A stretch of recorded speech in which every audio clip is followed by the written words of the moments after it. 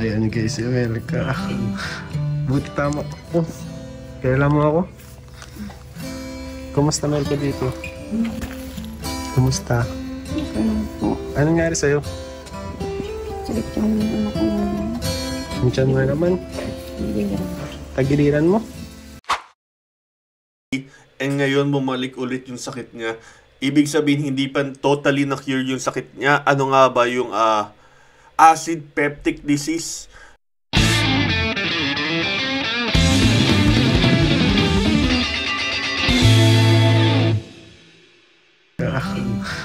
Buti tama. Oh, kailan mo ako? Kumusta Melka dito?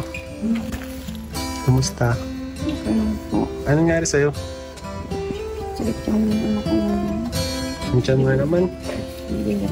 Tagiliran mo? Sino kasama mo dito? Ate pala. Ano pala si ate? Kailan ka pa dito, Melks? Ano po? Kami ng 5. 5 a.m.? Masakit na naman yung tagiliran mo. Yung nakaraan niya din yung problema mo. Sino nagdala sa'yo dito? Si Grace. Si ate Grace? Ay, si Grace. Buti na lang dyan si Grace. Siya laging nandiyan pa magdadala siya. Nung nakaraan siya din yung Tapos po sila ko rin. nahirapan ka magsalita. Ano ba talaga yan? Ano talaga yan? Ano po, noong unang findings ay acid peptic disease. Sige. Kasi. Magandang hapon po sa inyo mga kalingap, mga kapinatics natin dyan. So for today's video nga po is re-reaction na natin. Ano nga ba talaga yung sakit ni Melka? Bakit siya pabalik sa ospital? And parang nung recently na ospital siya, may trip sila sa Baguio, hindi siya nakasama unfortunately. And ngayon bumalik ulit yung sakit niya. Ibig sabihin hindi pa totally na-cure yung sakit niya. Ano nga ba yung acid peptic disease? So, pakilala po muna ako sa mga bagong napadaan lang na subscribers natin dyan.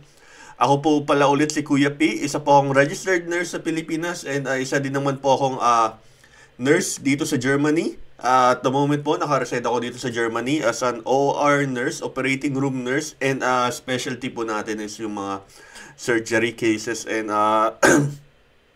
and also ano nga ba yung sakit ni Melka? And bakit hindi na-cure ito last time? Anong pwedeng gawin niya para maiwasan niya yung pag-atake ng kanyang mga sakit? And anong pwede niyang gawin din para ma-prevent nga yung symptoms ng kanyang nasabing sakit? So, nakita naman natin sa video nila Kalingap Rob, sa second channel ni Kalingap Rob Vlogs, na kung saan andun si Kuya Nel and Kuya Kalingap Ian at binisita nga nila si Melka. And kitang-kita nga natin na in pain si Melka. And naka-confine siya ngayon sa isang ospital sa Camarines Norte, na kung saan binibigyan siya ng paunang lunas ng mga gamot, pain reliever, and other medications para mabawasan yung pain na nararamdaman niya. So, halika mga kalingap, pag-usapan natin ano nga ba talaga yung sakit ni Melka. Kasi, bakit paulit-ulit siya eh? Ano ba talaga yung proper treatment? Ano ba yung pwede nilang gawin on my viewpoint as a nurse po para maiwasan nila yung ganitong klaseng mga atake, no? So, ano nga ba yung acid peptic disease? Ito ay isang pangkat ng kondisyon na kinalaman sobrang produksyon ng asido sa tiyan, no? Na nagdudulot ng, syempre, pangangasing, yun yung nararamdaman ni Melka.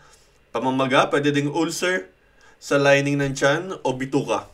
Ito yung mga group of diseases siya eh. Kasama dito yung GERD, gastroesophageal reflux disease, peptic ulcer disease, kasama din, and gastritis. So, ano nga ba yung sanhi nito? Siyempre, yung sobrang production ng asido. Halimbawa, dahil sa stress, pagkain o sakit. So, kung napapanood po natin dun sa video, inatake si Melka madaling araw, 5 a.m. Siguro dahil ito, ako, iniisip ko siguro dahil ito sa gutom, no? And ano pa? Yung bacterial infection, Helicobacter pylori nga, kung tawagin, isang uri ng bacteria na nagdudulot ng ulcer. Pag inom ng NSAIDs, ano ba yung NSAIDs? Yung mga pain reliever na gamot na walang laman yung sikmura mo, tulad ng mga ibuprofen natin dyan, no? Paninigarilyo at pag inom ng alak, hindi naman siguro. Dahil 5 a.m. nga naging ng 7, imposible naman na 5 a.m. umiinom ka ng alak tapos naninigarilyo ka, no? And maling dieta. Ano ba yung mga dieta babanggitin natin dyan mamaya, yung mga dieta na pwede niyang kainin para maiwas ito. And matinding stress. Stress 5 a.m. parang hindi siguro, dahil siguro ako personally parang para sa akin 80% dahil sa gutom, no? Ano yung mga simptomas nga na isa ang mga naramdaman ng Melka? Pagsakit ng tiyan o sikmura. Lalo na kapag walang laman ng tiyan. Yun na nga. Panunuyo o paghapdi ng lalamunan, hindi niya nabanggit. Pagduwal o pagsusuka, parang hindi din niya nabanggit. O o kapag acid reflux or heartburn, maitim o madugong dumi, wala naman siguro. Dahil ito kasi yung maitim o madugong dumi, yan na yung medyo severe case nung sakit na yun. Paggamot at pag-iwas, ito guys. Bibigyan siya ng mga gamot nga dito, and babanggitin pa natin mamaya yung mga gamot na pwede niya ma-receive. Pag-iwas sa maaanghang, acidic at mamamantikang pagkain. So ako, sana kay Melka, makarating kay Melka tong video na to and mapanood niya yung mga health teachings natin dito sa video na to. Iwasan niya yung mga fatty, spicy, and acidic foods. Pagbawas sa stress at tamang oras na pagkain. Yes, dapat tamang oras yung pagkain niya. Complete 3 times a day. And siguro may between snacks pa para hindi yung tiyan niya hindi nawawalan ng laman, no? Kasi pag nawawalan kasi ng laman yung sikmura natin, ang ginagawa kasi niyan, yung sikmura natin tuluyan yan na nag-grind ng pagkain eh. Pero kung walang laman yung sikmura natin nga, ang i-grind yan, yung lining mismo ng sikmura natin, ng stomach natin. Kaya ang nangyayari, yung lining, nasisira siya, nagkikiskisan siya eh. Yung mga ganun. Kaya di ba pag gutom, tumutunog yung tiyan natin. Yun. Ano ba? Pag-iwas sa paninigarilyo, ito naman, very common to eh. Sa lahat man ng sakit, dapat iwasan po yung pag-smoke and pag-iinom, no? And yun na nga, pagpunta sa doktor, pag lumabas yung matinding sintomas na kung saan sinugod nga si Melka kaninang kahapon ng madaling araw sa ospital dahil hindi niya na kinakaya yung sakit sa kanyang tagiliran. So guys, ito, ano nga ba yung mga gamot na siguro binibigay sa kanya? Maraming pwedeng bigay na gamot sa kanya, pero itong mga gamot na to is hindi cure. Hindi siya cure dun sa sakit niya, which is, ito lang, para lang sa mga symptoms niya, symptomatic approach lang na kung saan dinedirekta yung mga nararamdaman niyang symptoms, pero hindi ito yung pinaka-cure talaga sa sakit niya, no? Yung omeprazole, yung mga ganon, H2 receptor antagonist, pampahina ng acid production, yan. Antacids, para din sa acid. Mucosal protectants, yan, mucosal protectants, yung mga para yun sa lining ng stomach natin, madagdagan, para hindi masyadong mag-produce nga ng acid din. Antibiotics din para dun sa bacteria kung sakali. And ito ang mahalaga, ito yung pwedeng gawin ni Melka, no? Ito yung pwedeng gawin ni Melka kahit sa mga, siguro for the rest of her life na rin, para hindi na ulit umatake yung talagang ganitong sakit, no? Number 1, nabanggit ko na kanina, iwasan yung maasim, mga mantika at maanghang na pagkain, and kape. Yan, napakalungkot naman, no? Kape bawal. Smoking, alcohol, kumain ng paunti-unti pero madalas. Ang tawag doon is small frequent meal po, mga kalingap. Yan, kunwari siguro, meron siya dapat in-between snacks, no?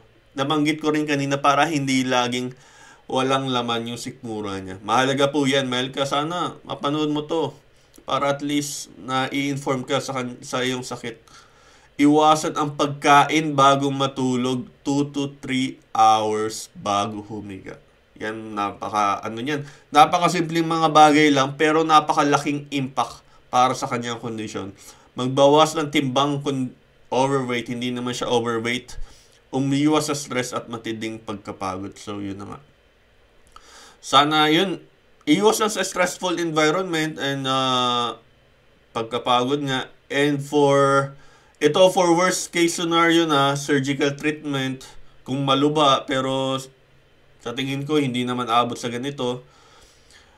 Surgery na, kung may matinding pananakit ng tiyan o pagsuka ng dugo o ng dugo sa dumi, no?